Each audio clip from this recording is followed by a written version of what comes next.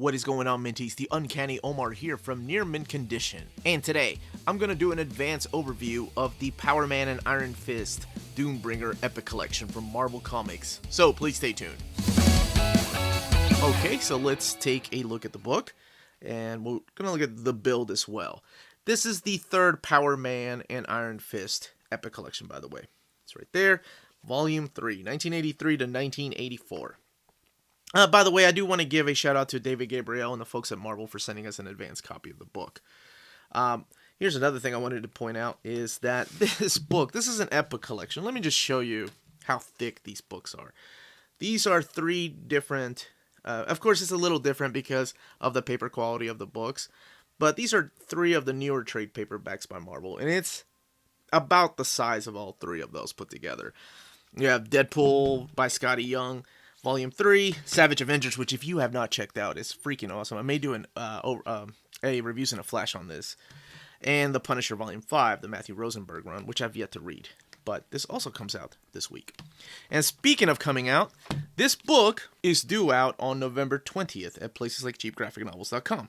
And speaking of cheap graphic novels, this episode is sponsored by cheapgraphicnovels.com, your online home for brand new graphic novels and collected editions up to 50% off the cover price. Cheap Graphic Novels prides itself on packaging your books so they arrive safely and in excellent condition, as well as prompt and helpful service. And check out their bargain bin for even greater deals up to 90% off cover price. And for you Minties, Cheap Graphic Novels is running a special promotion. If you're a first-time customer, let them know you were referred by Near Mint Condition at the checkout, and you'll receive a credit for free shipping on your next order. Now, this is only for U.S. customers. Cheap Graphic Novels, your source for the hottest books with the kind of deep discounts, quality shipping, and customer service that will keep you coming back for more. Okay, so let's open it up. Again, here is the spine and the back of the book. And down here, of course, is where they tell you what's collected in the book.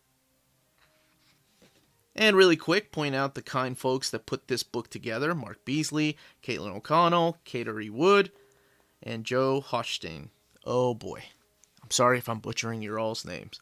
I am notorious for that. And just like all the other epics, they kind of give you a rundown of who the writers, the pencilers are, and then of course the table of contents and the year that it was originally printed. So this particular volume collects issues 90 through 107 of Power Man and Iron Fist. And it's only volume 3, so you might be asking, how's that possible? Did the first two collect the first 89 issues? Well, not really. Because just a little bit of history, and then because I mainly just want to focus on the art and the presentation of the book. Power Man and Iron Fist was a series that originally started as Luke Cage, Hero for Hire. And that was like back in 1972 by Archie Goodwin. He was one of the co-creators of this character, Luke Cage, who of course is Power Man. And then that later on the title changed to Luke Cage Power Man. And then because the sales were not as great, they brought in Iron Fist, who had his own title too. That was written by Chris Claremont. You may remember that. Iron Fist has his own epic as well. It's one volume. But anyway, here's the cover, by the way. 95, except with new modern colors. But anyway, so they brought him in for like issue 48, 49, and then they eventually changed the title to Power Man and Iron Fist. And all that was written by Chris Claremont. Stephen Grant came in to write a lot of the stuff from then. And the series only lasted until about issue 125, where something huge happens to one of the characters. And I'm not going to spoil anything, even though these stories are almost 40 years old.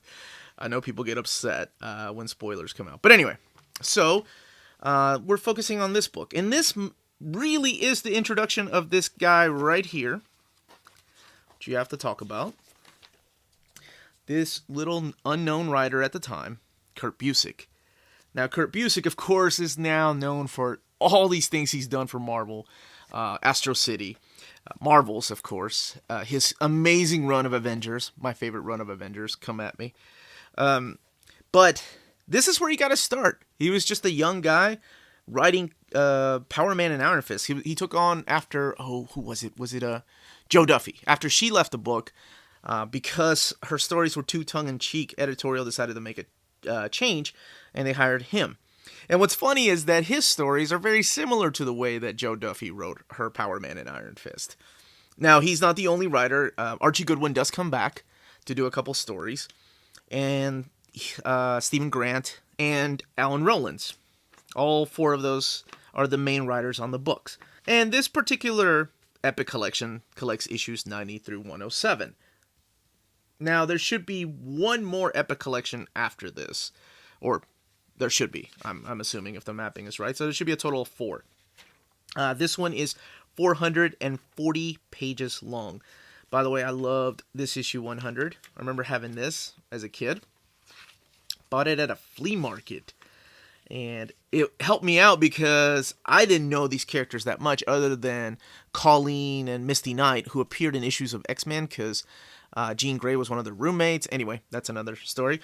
But anyway, and I also knew a little bit of Iron Fist because that's where Sabretooth first appeared. And a little bit of Power Man. But I really didn't know the characters or how they came to be. Well, issue 100 does an amazing little recap of their origin, or retelling of their origin, both Luke Cage and Danny Rand.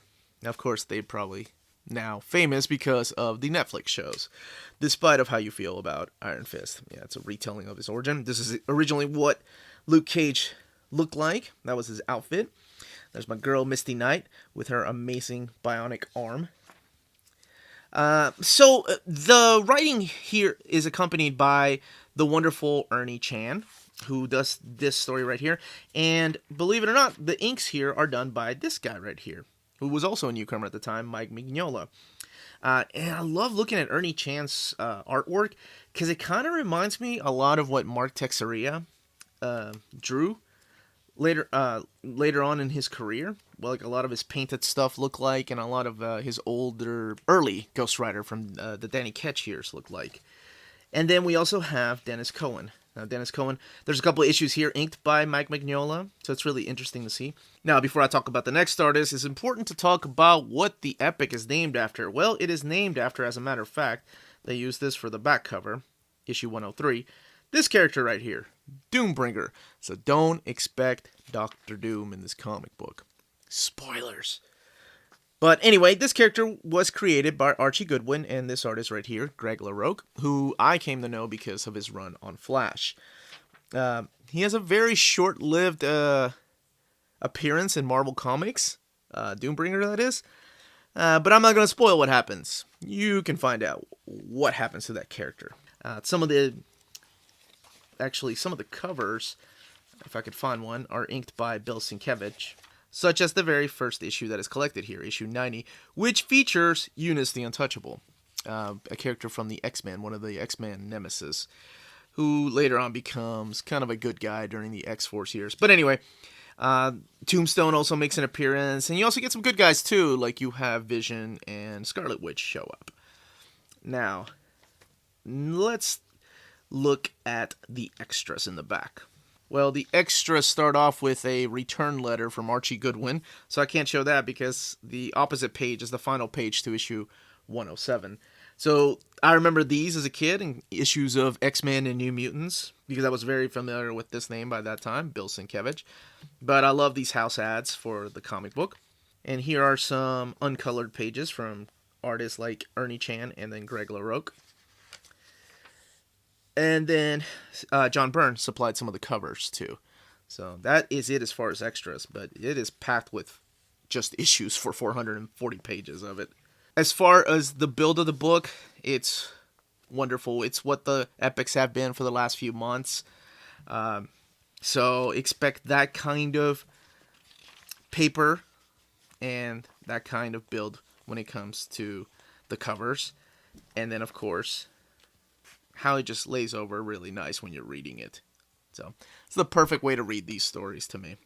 And that was it. That was the contents of this epic collection. Let me know in the comments down below if you've been picking up the Power Man and Iron Fist epic collections, or if you're hoping for an omnibus. If you've also been picking up the Iron Fist epic collection. Again, this is one of my favorite formats, and I'd love to know what you all think. Please don't forget to hit that like, subscribe button, and remember, if it's classy and cool, it must be near mint.